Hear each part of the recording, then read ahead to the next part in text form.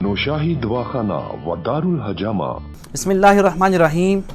عزیز سامعین، قرض ایک ایسی مصیبت ہے، ایک ایسی آزمائش ہے، ایک ایسی بلا ہے کہ انسان اس کے نیچے اگر اس کے تلے دب جائے تو پھر اس کا نکلنا بہت دشوار اور بڑا مشکل ہوتا ہے۔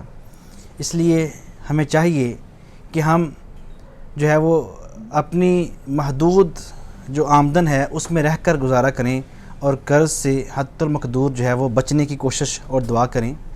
نبی اکرم صلی اللہ علیہ وسلم بھی قرض سے جو ہے وہ پناہ مانگتے رہے، روایات میں آتا ہے۔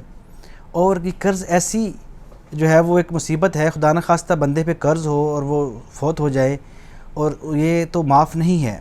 یہ تو شہید کے اوپر بھی قرض ہو اگر خدا نخواستہ تو اس کو بھی اس کی معافی نہیں ہے، حقوق العباد ہے۔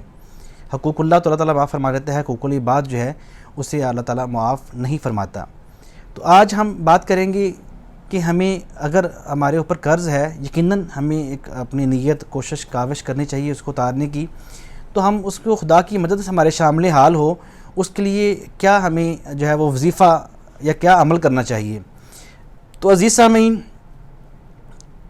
دعائے معصورہ ہے، حدیث مبارکہ میں دعا ملتی ہے اور آتا ہے کہ اگر انسان کے اوپر پہاڑ کے برابر بھی قرض ہو تو اس دعا کو پڑھنے سے وہ جو ہے قرض سے بری و ذمہ ہو جاتا ہے۔ اور وہ دعا کیا ہے؟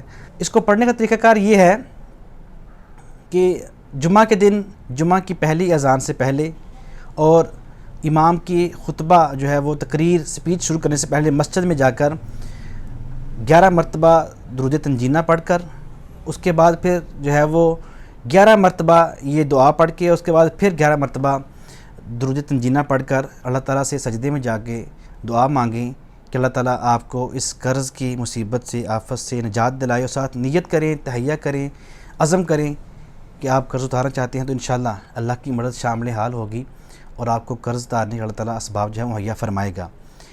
اگر ایسے کرنا مشکل ہو تو پھر اس کا طریقہ دوسرا یہ ہے کہ آپ روزانہ کسی ایک بھی وقت جو ہے وہ اپنا ٹائم کا وقت کا تعین کر لیں اور 303 دفعہ اس دعا کو اول آخر درود شریف کے ساتھ پڑھا کریں، 41 دن یہ عمل کریں اور اس کے بعد اللہ تعالیٰ سے دعا روزانہ کریں اور آخر میں پھر دعا کریں۔ انشاءاللہ قرض اتارنے کی اسباب جو ہے اللہ تعالیٰ آپ کو فراہم فرمائے گا۔